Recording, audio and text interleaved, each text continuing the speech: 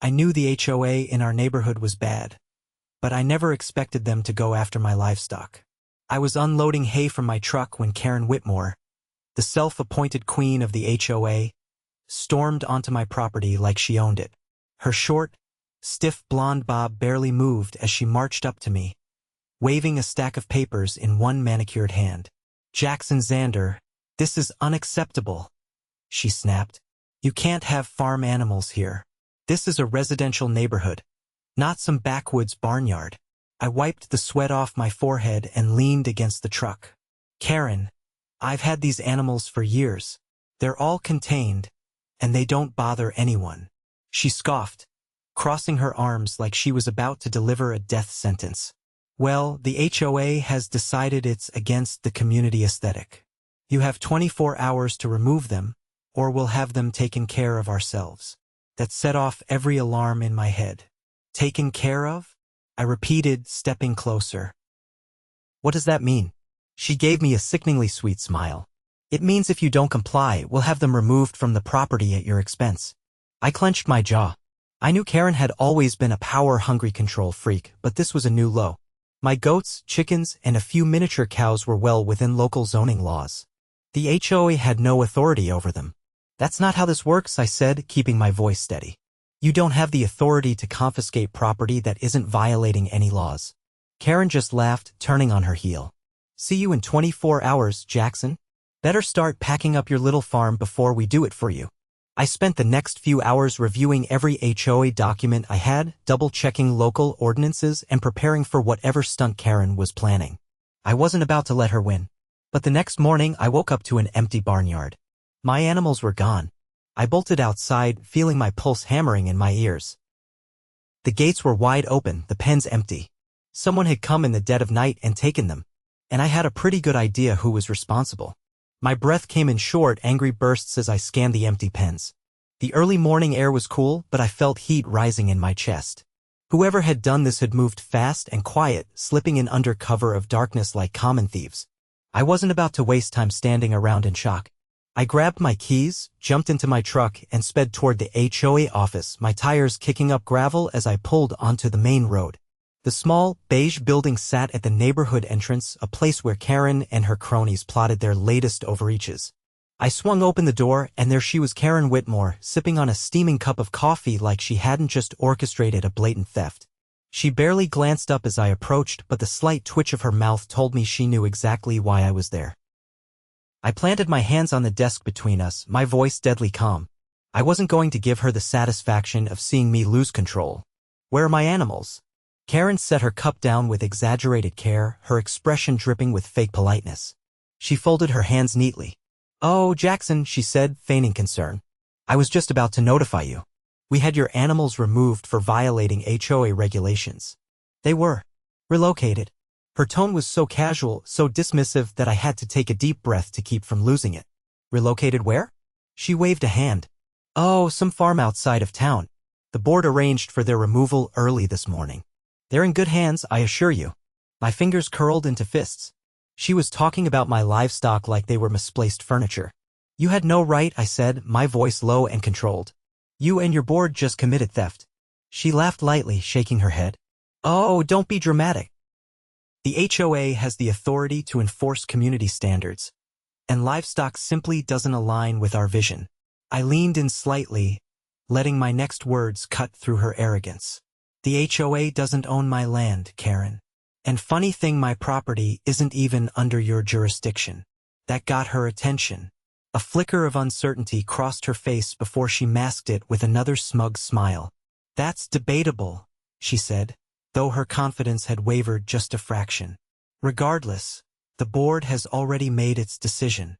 I let her sit in her own arrogance for a beat before delivering the blow. "You should have done your research before pulling this stunt," I said, my voice calm and measured. "Because my father is the primary mortgage lender for this entire community." Karren's smug expression slipped entirely. I leaned back, letting the weight of my words settle. "Which means that if I make one phone call, every single house under his financing, including yours, could be in jeopardy." The color drained from her face. I pulled my phone from my pocket and scrolled through my contacts, tapping on my father's name. The line rang once before he picked up. "Dad, we have a situation. The HOA just stole my livestock and illegally removed them from my property." I kept my eyes locked on Karren as my father's voice rumbled through the speaker. "They did what?" I kept my voice steady. "They broke onto my land and had my animals taken. Karren here says it was an enforcement action." Silence stretched on the other end before my father spoke again, his tone sharp as a blade. "Put her on the phone." I held it out to Karren, who hesitated before reluctantly taking it. "Mr. Xander," she greeted, her voice suddenly devoid of its usual arrogance. I watched her carefully as my father spoke. Her grip on the phone tightened, her face paling further with every word. She swallowed hard, nodding as she listened, her fingers trembling slightly. Finally, she cleared her throat. "Yes, of course. I understand." She handed the phone back to me, her expression carefully blank, but I could see the panic behind her eyes. My father's voice came through loud and clear. "Son, they have 24 hours to return every last animal to your property, or I'll be pulling the financing on every mortgage tied to that HOA's jurisdiction." I smiled coldly. "Got it." I ended the call and slid my phone back into my pocket. Karren's hands were clasped tightly in front of her, her knuckles white. "You need to fix this," I told her. She nodded stiffly. I'll make the arrangements immediately." I didn't bother responding. I turned on my heel and walked out, leaving her to clean up the mess she'd made. By the end of the day, my livestock was back where they belonged. And the HOA? They wouldn't be pulling another stunt like that again. By sunset, every last one of my animals had been returned, albeit shaken and hungry. I spent the evening checking them over, making sure none had been harmed during their forced relocation. The goats bleated demandingly, the chickens fluffed their feathers indignantly, and my miniature cows huddled close, clearly unsettled by the ordeal. I wasn't done with Karren Whitmore. She had overstepped in a way that couldn't be ignored. Breaking onto my property, stealing my livestock, and then acting like she was untouchable? No, that wasn't something I could let slide. The next morning, I paid a visit to the county clerk's office. I needed to confirm something I'd suspected for a while now, that my property had never actually been under the HOA's jurisdiction. The clerk, an older gentleman with wire-rimmed glasses, greeted me as I approached the counter. I explained my situation, and he nodded knowingly, as if this wasn't the first time he'd heard of HOA overreach. After a few minutes of typing, he pulled up the original community zoning documents. I leaned in as he pointed to the highlighted sections on the screen. "The HOA's governing area stops right here," he said, tracing a line with his finger. "Your property? It's outside of their enforcement boundaries." That was all I needed to hear. I requested certified copies of the documents and left with a folder full of evidence. Karren had no legal authority over my land, and she just committed a major violation by trespassing and seizing my property. I wasn't going to take this to the HOA board. They were just as corrupt as she was. I had a better plan. That afternoon, I reached out to a local investigative journalist. A friend of mine, Brian, had been itching for a story on HOA abuses, and I had just handed him a goldmine. We met on my porch, where I laid everything out for him: the illegal livestock seizure, the falsified HOA claims, and the mortgage leverage my father held. He listened intently, jotting down notes. "This is exactly the kind of story people need to hear," he said, flipping through the documents I had gathered. "HOAs get away with this stuff because people don't fight back." I grinned. "Oh, we're fighting back." The next day, Brian published his article. It wasn't just a small column, it was a full exposé, complete with interviews from other residents who had suffered under Karren's reign.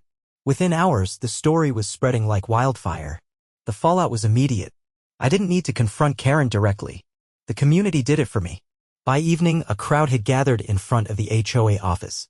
Residents who had been steamrolled by unfair fines, arbitrary rules, and Karren's bullying were demanding answers. Some held copies of the article, waving them in the air as they shouted for a town hall meeting. Karren stepped outside, her usual air of superiority gone. She tried to address the crowd, but the moment she opened her mouth, she was drowned out by angry voices. "You stole from one of us, Karren. You think you're above the law?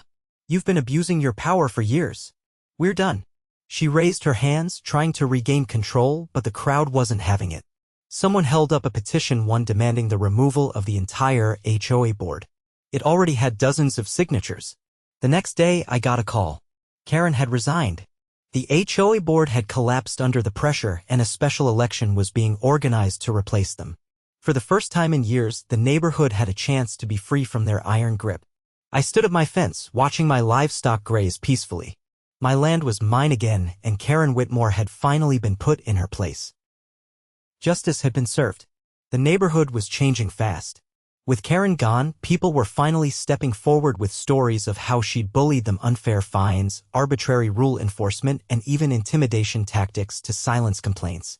It was like a dam had broken and the entire community was waking up to just how deep the corruption ran. I hadn't planned on getting more involved, but when a few neighbors approached me about running for the new HOA board, I had to consider it. Normally, I wanted nothing to do with HOA politics, but after what I'd been through, I realized someone needed to make sure this never happened again. I stood on my porch as a few of my neighbors gathered in my yard, discussing the upcoming vote. A woman named Marcy, who had been one of Karren's biggest critics, paced back and forth as she spoke. She had lived on the street for over 20 years and had seen the slow decline of trust in the HOA. She explained how fines had been issued for violations that didn't exist, how board members had ignored maintenance requests, and how Karren had once threatened to evict a family over a fence color dispute.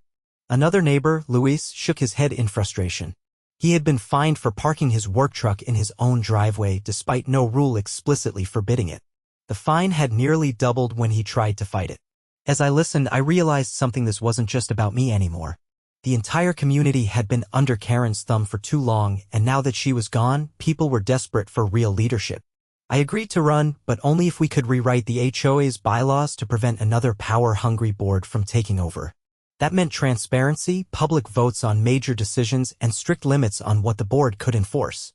The election was only a week away, and Karren's former allies were scrambling to hold onto power. A few of them tried to distance themselves from her, claiming they had no idea about her more extreme actions. But the community wasn't buying it. The night before the vote, I received an anonymous tip. Someone had accessed old HOA records and found financial discrepancies. It appeared that under Karren's leadership, funds had been mismanaged or outright stolen. The numbers didn't add up. Certain maintenance costs had been approved, but no work had ever been done. Armed with this information, I reached out to Brian, the journalist who had exposed the livestock theft. He was more than happy to dig deeper. Within hours, he had uncovered a pattern. Karren had been funneling HOA funds into a separate account. The next morning, residents gathered for the vote. The air was thick with anticipation, and I could feel the shift in the atmosphere. People weren't just here to elect new leadership. They wanted accountability. As the meeting began, one of Karren's former allies, a man named Greg, tried to speak first. He claimed the past board had done its best and that mistakes had been made, but it was time to move forward. The crowd wasn't having it. Marcy stepped forward, holding up a printed report of the financial discrepancies. She listed off the missing funds, demanding to know where the money had gone. Luis backed her up, reading off examples of fake maintenance expenses. Greg's face turned red as he stammered through an excuse, but it was clear he had no good answer. Then Brian, the journalist, stepped forward. He had gathered enough evidence to suggest Karren and a few others had been siphoning money into personal accounts. He explained it all in detail, breaking down the timeline and the transactions. The room erupted. People demanded legal action. Some shouted for a full audit. The remaining board members, realizing they were cornered, had no choice but to resign on the spot. With them out of the way, the vote proceeded. By the end of the meeting, not only had I been elected to the new board, but we had also passed a motion to request a full financial investigation. Karren had thought she could get away with everything: stealing my livestock, intimidating homeowners, and even lining her own pockets. But in the end, her greed had been her downfall. The next day, I got a call from a county investigator. Based on the evidence uncovered, Karren was facing serious legal trouble. I looked out at my land, at my animals grazing peacefully, and finally felt like justice had been served. The HOA was no longer a weapon against the residents. It was finally back in the hands of the people. The fallout from Karren's corruption scandal spread through the neighborhood like wildfire. Residents who had once been too intimidated to speak up were suddenly emboldened, and more stories of financial mismanagement and abuse surfaced daily. The HOA had gone from an oppressive force to an imploding organization, and I was right in the middle of it. I spent most of the following week sorting through the mess Karren had left behind. With the previous board effectively dissolved, the new leadership team, including Marcy, Luis, and a few others who had been vocal about reform, had to start from scratch. We combed through bank statements, contracts, and legal documents, uncovering a web of shady dealings that went far beyond what we had initially suspected. One particular discovery stood out. A large sum of money, more than what had been uncovered before, was missing from the HOA's reserve fund. When we traced the transactions, we found that Karren had been funneling money into a private consulting firm registered under her husband's name. The so-called consulting fees were nothing more than a front for embezzlement. This wasn't just HOA-level corruption anymore. This was fraud. Luis wasted no time contacting the county's financial crimes division, and within days, an official investigation was launched. Karren, who had already gone into hiding after her resignation, suddenly found herself facing something much worse than angry neighbors' criminal charges. While the legal system worked its way through Karren's crimes, I turned my attention to restoring order in the neighborhood. Without an active HOA board, everything had been in limbo. Fines had been frozen, maintenance requests ignored, and several residents had stopped paying dues entirely, unsure of whether they were even legal in the first place. At one of our first official meetings, we held an open forum to hear from the community. The turnout was overwhelming. People were desperate for change, but there was also an undercurrent of frustration. They had been burned too many times to trust another HOA, even under new leadership. Marcy, ever the realist, suggested something radical: dissolving the HOA entirely. The room erupted in debate. Some residents cheered at the idea of finally being free from the organization that had caused them so much grief. Others worried about what it would mean for property values and shared community spaces. I listened carefully before speaking. While I had no love for HOAs, I also knew that without some form of governance, the neighborhood could easily swing too far in the other direction, where real issues like road maintenance and security would go unresolved. Instead of outright dissolving the HOA, we proposed a compromise. The bylaws would be rewritten from the ground up, stripping the organization of any power beyond basic community maintenance and safety measures. There would be no more arbitrary fines, no more overreaching regulations, and certainly no more unchecked financial control. Any major decision would require a public vote, ensuring that no single person or small group could ever abuse their power again. The proposal passed with overwhelming support. As we moved forward, I noticed something interesting. Without Karren's oppressive rule, the neighborhood began to change in ways I hadn't expected. People who had once avoided each other were now working together to fix things, repairing neglected sidewalks, organizing community events, and even helping each other with home projects. One afternoon, I was replacing a section of my fence when Luis stopped by, toolbox in hand. Without a word, he started pulling out supplies and helping me reinforce the posts. By the time we finished, a few other neighbors had gathered, chatting about improvements they wanted to make around their own homes. What had once been a community divided by fear and resentment was slowly becoming something better. The final nail in Karren's coffin came a few weeks later. Her trial was fast-tracked due to the overwhelming evidence against her, and in the end, she had no choice but to plead guilty. She and her husband were ordered to repay every cent they had stolen, and she was banned from holding any official position in a homeowners association ever again. I had gone into this fight simply wanting to protect my land, but in the end, it had turned into something far bigger. We hadn't just defeated Karren, we had rebuilt the neighborhood from the ground up. And as I watched my livestock roam freely on my property, knowing that no one could ever try to take them from me again, I knew we had won. With Karren out of the picture and the new HOA reforms taking shape, the neighborhood finally felt like it belonged to the residents again. The tension that had hung over us for years had dissipated, replaced by a sense of relief and cautious optimism. People were talking to each other more, sharing ideas on how to improve the community without unnecessary interference. One afternoon, as I installed a new automatic water system for my livestock, Marcy stopped by. She leaned against the fence, watching my goats curiously before turning her attention to me. She mentioned how the legal proceedings against Karren were wrapping up faster than expected. While Karren had cut a deal to avoid a lengthy trial, she was still facing heavy fines and a lifelong ban from any leadership position in an HOA. Her husband had taken the worst of it since the money had been funneled through his business. He was looking at serious legal repercussions and their assets were being seized to cover restitution. The news didn't surprise me. Karren had always assumed she was untouchable, never considering that her greed would eventually bury her. Now she and her husband were being forced to sell their home and leave the neighborhood permanently. The irony wasn't lost on anyone. After years of using the HOA to force people out, she was now the one being removed. Luis arrived shortly after, carrying a thick folder. He had been digging through the last of the HOA records, making sure no hidden issues remained. What he found was even more damning evidence that Karren had been planning to expand her reach beyond just our community.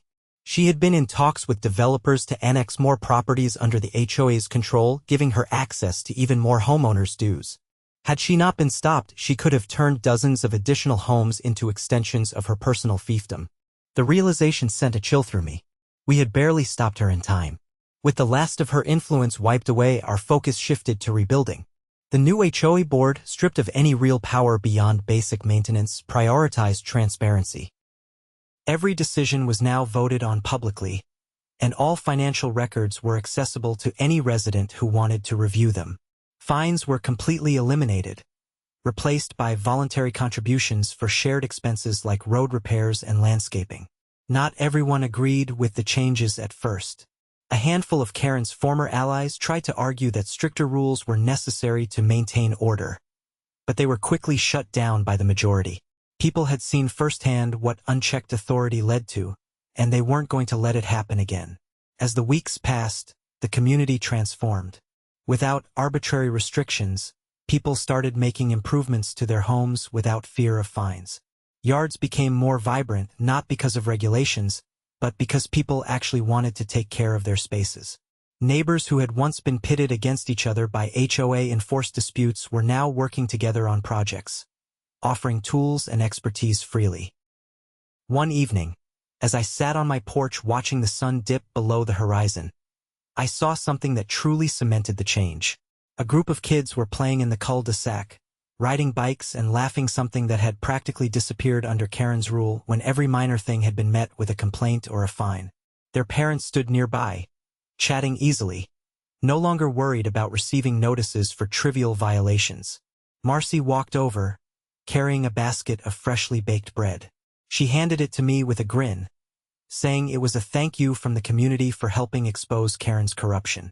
I accepted it with a chuckle, admitting that I never expected to get this involved. Luis joined us, mentioning how the new policies had already made a difference. With the community managing itself rather than being dictated to, there had been fewer disputes and more cooperation. Even longtime residents who had been skeptical about the changes were warming up to the idea of a self-governed neighborhood. As the evening air cooled, I realized something: this wasn't just about winning against Karren anymore. It was about proving that people didn't need an overbearing authority controlling their every move. Given the chance, a community could thrive on trust and mutual respect rather than fear of punishment. The next morning, as I fed my livestock, I received a final update from Brian, the journalist who had covered the story. He had just published a follow-up article detailing how our neighborhood had reformed itself after ousting Karren, using it as an example for other communities dealing with corrupt HOAs. The response was overwhelming. Messages poured in from people across the country dealing with similar situations, asking how they could reclaim their neighborhoods. Some had already started petitions inspired by what we had done. I never set out to become a symbol of homeowner resistance, but if our story could help others fight back against corrupt HOAs, then it had all been worth it.